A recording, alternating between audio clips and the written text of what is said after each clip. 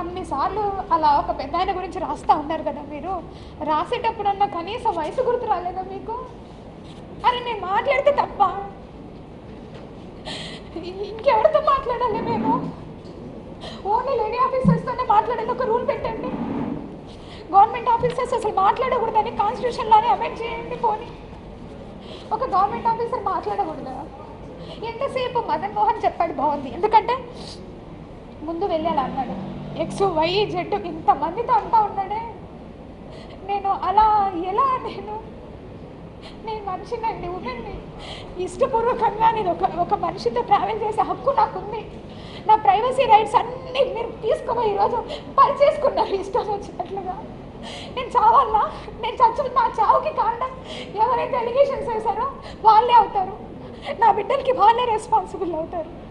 ఎందుకంటే బ్రతకడం ఇంకా తెలిసిన వాళ్ళు, తెలియని వాళ్ళు, ఫ్రెండ్స్. జాబ్లో చాలా అంటే చాలా చామింగ్గా పనిచేసేదాన్ని. అందరూ ఎంప్లాయీస్ కూడా నేను వెళ్తున్నానన్నా కూడా ఏ రికార్డ్ చూస్తుందో ఏంటో అనే భయంతో ఉండేవాళ్ళు. ఇప్పుడు ఇంకే ఆఫీసర్స్ ముందు వర్క్ చేయాలి, నేను ఉద్యోగం కూడా వదిలేసి వెళ్ళిపోవాలి. గవర్నమెంట్ ఉండదు, ఏ గవర్నమెంట్ అన్నా రానియండి, గవర్నమెంట్ ఆఫీసర్కి సంబంధం ఉండదు. ఇప్పుడు మళ్ళీ రీఇన్స్టేట్ చేస్తారు. మళ్ళీ నేను ఒక దగ్గరికి ఆఫీసర్గా పోవాలి, అక్కడ లోకల్ పర్సన్స్ చెప్పింది చేయాలి కదా. లేదు నేను మీకు చెయ్యను అని అంటామా మేము? నేను రిక్రూట్ బై ద గవర్నమెంట్గా, అంతేగాని పొలిటికల్ పార్టీస్తో కాదు. అరే నేను ఒక బ్యాక్లాగ్ వేకెన్సీ వచ్చాను, కష్టపడి అంతో ఇంతో నేను కూడా చదువుకునే ఉద్యోగానికి వచ్చాను. ఎంతసేపు ఆంధ్రజ్యోతి పేపర్లో రాసింది 5 రోజులు రాశాడండి వరుస పెట్టి. పొన్న అడగండి, నేను ఈరోజు వచ్చాను కదా, ఎన్ని కోట్లు సంపాదించాను అడగండి. ఇంతమంది మీడియా ఉన్నారు, ఇది న్యాయంగా అనిపిస్తుందా మీకు? ఒక ఆడదాన్ని ఇంతగానో వేధిస్తూ ఉన్నారు. అరే మీకు వరుస లేదు, ఏజ్ లేదు, ఎవరితో పడితే వాడితో అని మాట్లాడుతున్నా కూడా ఒక్కరు ఖండించలేదు అంటే మీరు? నేను అడుగుతున్నా, ఇంతమంది అబ్బాయిని ఇదే మీ ఇంట్లో ఆడబిడ్డకి ఎవరికో జరిగితే ఊరుకుంటారా?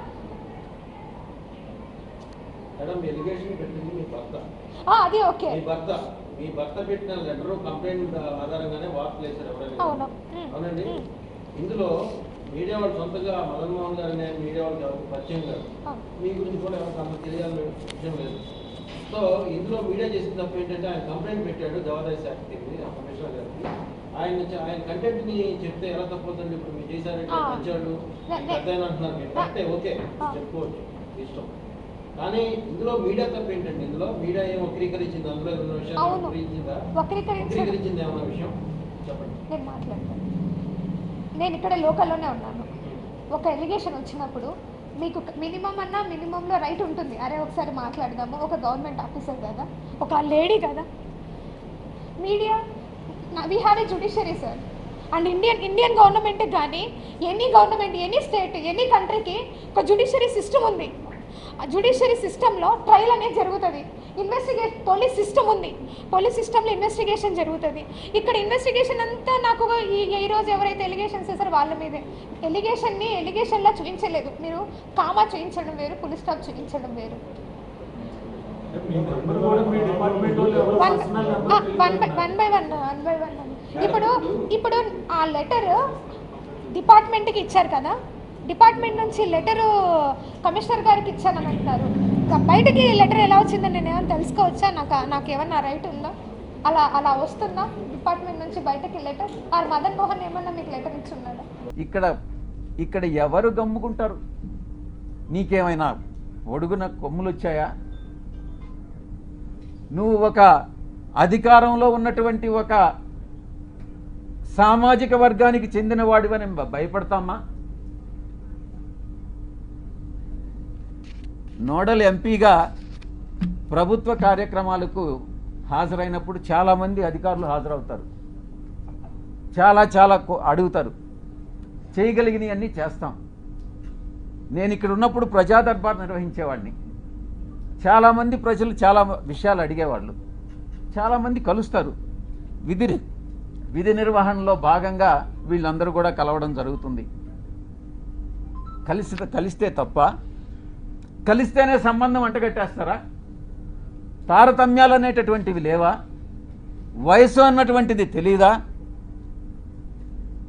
సహాయం కోసం 1-2 సార్లు నా కార్యాలయానికి వస్తే చాలామంది వచ్చారు, మీలో కూడా చాలామంది వచ్చారు. జర్నలిస్టులు కూడా ప్లాట్లు అడిగారు. నేను చేయగలిగిందంతా నేను చేశాను, విశాఖపట్నంలో ముఖ్యంగా. అప్పుడు జర్నలిస్టులకు తెలీదా? ఒక రాజకీయ నాయకుడిని ఈ రకంగా ద్వారా లబ్ధి పొందకూడదు. ఒకవేళ మీరే జర్నలిస్టులు మీకు ప్లాట్ లేదని అలాట్ చేసి ఉంటే, మీకు అలాట్ చేసినటువంటి వాళ్ళలో ఎవరైనా మహిళలు ఉంటే వాళ్ళకి నాకు సంబంధం అంట కట్టేస్తారా? ఏమైనా బుద్ధుండి ఇటువంటి ప్రసారాలు చేస్తారా అని నేను ప్రశ్నిస్తా ఉన్నా. అలాంటి వ్యవహారాల్లో నన్ను తీసుకురావడంలో ఒక పెద్ద కుట్ర ఉంది. దీని వెనక వంశీకృష్ణ వెనక ఎవరుండారు అన్నటువంటి విషయం కూడా నాకు తెలుసు. స్వయాన ఆమె చెప్పింది, ఆ ఆదివాసీ మహిళే చెప్పింది అధికారిని, సాయిరెడ్డి తండ్రి లాంటి వాడు అనని. బుద్ధి ఉండాలి ఎవరికైనా, టెలికాస్ట్ చేసేవాడికి. మనిషి అన్నవాడు మనిషి అయి పుట్టుంటే, కడుపుకి అన్నంగాని తింటా ఉంటే, ఎటువంటి వ్యక్తి కూడా, అటువంటి వ్యక్తులు, మానవత్వం ఉన్నటువంటి వ్యక్తులు ఎవరు కూడా ఇటువంటి విషయాలు టెలికాస్ట్ చేయరు. ఇంకా కూడా చెప్పాలంటే, ఈ వంశీకృష్ణ అనేవాడు ఒక అమ్మ అబ్బకు పుట్టుంటే, వీడు నిజంగా ఒక మనిషి అయి ఉంటే ఇటువంటి అక్రమ సంబంధాలు మనసులో కూడా, మైండ్లో కూడా రావు. వీడు మనిషే కాదు అన్నటువంటి విషయాన్ని నేను చెప్తా ఉన్నా. సాధారణంగా ఇలాంటి కంప్లైంట్స్ వస్తే ఏ పోలీస్ స్టేషన్కో పోతారు. సర్ప్రైజింగ్గా ఈ కంప్లైనెంట్ ఎవరో ఒక కాన్ఫిడెన్షియల్ లెటరు ఎండోమెంట్ కమిషనర్కి ఇచ్చాడట. ఆ బుద్ధి లేని ఎండోమెంట్ కమిషనరు దాన్ని ఎందుకు లీక్ చేశాడో నాకైతే అర్థం కాలే. కాన్ఫిడెన్షియల్గా ఎంక్వైరీ చేయాల్సినటువంటి ఒక అధికారి దాన్ని మీడియాకి ఎలా ఇస్తాడు? అధికారికి బుద్ధి లేదు, తీసుకునేటటువంటి మీడియాకి ఎలా బుద్ధి లేదని నేను ప్రశ్నిస్తా ఉన్నా. నిజాలు ఒకవేళ తీసుకున్నారు, నిజాలు అన్నటువంటివి తెలుసుకోకుండా విచక్షణారహితంగా ఉద్దేశపూర్వకంగా బహిర్గతం చేయడంలో, కుట్రలో ఒక భాగంగా మీరు ఇలాంటివి టెలికాస్ట్ చేస్తారా అని నేను ప్రశ్నిస్తా ఉన్నా. ఈ యొక్క మీడియా, ఒక సెక్షన్ ఆఫ్ మీడియాలో ఇవి ప్రసారం చేయనటువంటివి 4 ఛానల్స్. TV9 ప్రసారం చేయలేదు, 10 టీవీ ప్రసారం చేయలేదు, సాక్షి ప్రసారం చేయలేదు, NTV ప్రసారం చేయలేదు. మిగతా అన్ని ఛానల్స్ ఏదో ఒక రకంగా ప్రసారం చేసినటువంటివే. మీరు ఒక్కసారి చూస్తే ఈ ఛానల్స్ అన్నీ కూడా ఒక సామాజిక వర్గానికి చెంది వెస్టెడ్ ఇంట్రెస్ట్ ఉన్నటువంటి ఛానల్స్ అన్నటువంటిది మీరు అర్థం చేసుకోవచ్చు. ఎవరు టెలికాస్ట్ చేశారన్నటువంటిది కూడా కానీ మీరు ఇంకా కొంచెం లోతుల్లో కానీ వెళితే ఆ యాంకర్స్ కూడా అదే సామాజిక వర్గానికి చెందినటువంటి వాళ్ళు అన్నటువంటిది చాలా స్పష్టంగా తెలుస్తూ ఉంది. ఇంకా ముందుకు రావాలి, ఇంకా ముందు విషయాలు ఉన్నాయి. ఒక వ్యక్తి చేసినటువంటి ఆరోపణలను దృష్టిలో పెంచుకొని ఒక మహిళ క్యారెక్టర్ మీద దెబ్బతీస్తారా? ఒక మహిళ క్యారెక్టర్ మీద దాడి చేస్తారా? ఆ స్థానంలో నేను ఒక్కటే అడుగుతున్నా, ఒరేయ్ వంశీ, నీకు అమ్మ లేదా? నీకు అక్క లేదా? నీకు అమ్మ చెల్లెలు, అక్క చెల్లెలకి తేడా తెలియదా? మీ అమ్మ మీద, మీ అక్క మీద, మీ చెల్లెల మీద ఎవరైనా ఇటువంటి ఆరోపణలు చేస్తే నువ్వు నిజంగా మనిషి అయి పుట్టి నీకు చీము నెత్తురుగాని ఉంటే నువ్వు గమ్ముగా ఉంటావా అని నేను ప్రశ్నిస్తా ఉన్నా.